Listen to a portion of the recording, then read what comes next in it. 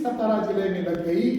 तब उनका बच्चा भीमराव जब स्कूल में दाखिल होने का समय आया तो उन्होंने सूबेदार रामजी बाबा ने भीमराव जी को यानी अर्थात बाबा साहब अम्बेडकर को उसी प्रताप सिंह महाराज के महल में जो स्कूल था उसमें दाखिल किया। कितना ऐतिहासिक बदला है, वही घूम कर आ गए। आज भी वो स्कूल है सतारा में, आज भी बाबा साहब अम्बेडकर जिस प्राइमरी स्कूल में पढ़े आज भी वो स्कूल है जो उस राजा ने खोला था। और 18 से 1900 लेकर 1837 तक वो राजा रहा और उस राजा ने इतना विद्रोही काम किया कि पेशवा ब्राह्मण जो बचे हुए थे उनके खिलाफ खुलेआम आंदोलन शुरू कर दिया, शिक्षा का आंदोलन शुरू कर दिया, लड़कियों का स्कूल खोल दिया, खुद राज्याभिषेक के लिए आग्रह किया, फिर ब्राह्मणों ने उसको शूद्र कहा, उसकी एक लड़ाई अलग से शुरू कर दी। फिर ब्राह्मणों ने उस राजा के खिलाफ उसकी ही मोहर का इस्तेमाल किया और फर्जी लेटर बनाए और वो लेटर कहाँ मिले, गोवा में मिले, गोवा के 2 ब्राह्मणों के घर में मिले।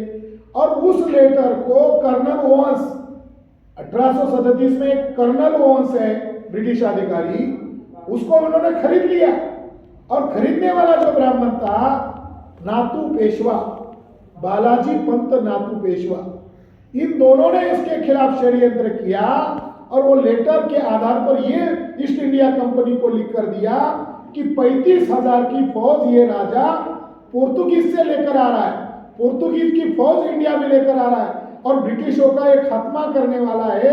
ऐसा फर्जी लेटर उसी की मोहर का इस्तेमाल किया और राजा को रात के 2 बजे जब वो शयन गृह में था उसको उसी अवस्था में घसीटते हुए रात को 2 बजे 2000 गनधारी लोगों ने घसीट कर बाहर लाया।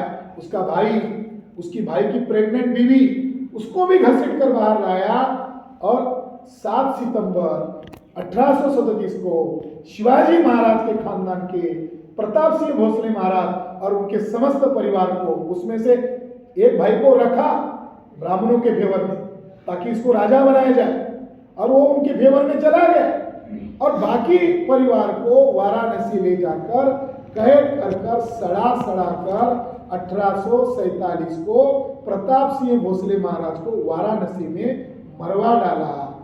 ये काम करने वाले लोग बालाजी पंत नातू पेशवा था, यानी शिवाजी महाराज के राज्य का उदय 1 जनवरी 1818 को हुआ और शिवाजी महाराज के वंशज राजा को वाराणसी में सड़ाकर मारने का काम कर्नल ओवंस को खरीदकर बालाजी पंत नातू पेशवा ने किया।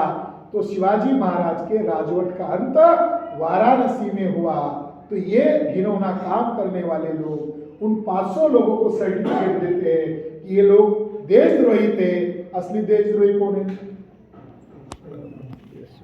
ये जब कुर्मी को पता चलेगा, ये मराठा को पता चलेगा, ये पटेलों को पता चलेगा, अरे हमारे राजा को वाराणसी में मारा।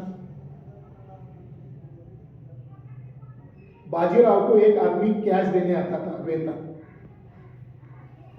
1847 को उसको पैरालिसिस हो गया। पैरालिसिस बॉडी पर अटैक करता है, तो उसकी पैरालिसिस में आंखें चली गई, तो उसका दिखना बंद हो गया। तो वो देने आता था तो वो छूता था उसको हाथ को, अच्छा तुम हो? तो उस आदमी ने अपनी मां को एक खत लिखा, आज मेरी बाजीराव से मुलाकात हुई, उसने मुझे अपने पास बुलाया, एकदम करीब आया और मुझे छोकर कहा तुम हो, बहुत अच्छे हो, तुम ब्रिटिश लोग बहुत अच्छे हो, तुमको हमारे ब्रह्मा ने भेजा है, तुम आए नहीं हो, हमारे ब्रह्मा ने भेजा है हमारे ब्राह्मणों की भलाई के लिए। तो उसने अपनी मां को खत में लिखा, आज उसने मेरी इतनी तारीफ की कि मुझे उसने कहा अगले जन्म में तुम ब्राह्मण के घर में पैदा होने वाले हो, तुम लंदन में पैदा होगे नहीं, तुम हमारे ही कुल में पैदा होने वाले हो, ब्राह्मण के ही गोत्र में पैदा होने वाले हो। ऐसा उसने खत भेजा, वो खत हमको मिल गया। जो बाजीराव ब्रिटिश आदमी को तुम ब्राह्मण के घर में पैदा होगे ऐसा कह रहे हैं, तो फडणवीस को या आरएसएस के भागवत को उन 500 शहीदों के खिलाफ टिप्पणी करने का अधिकार है, नैतिक अधिकार है?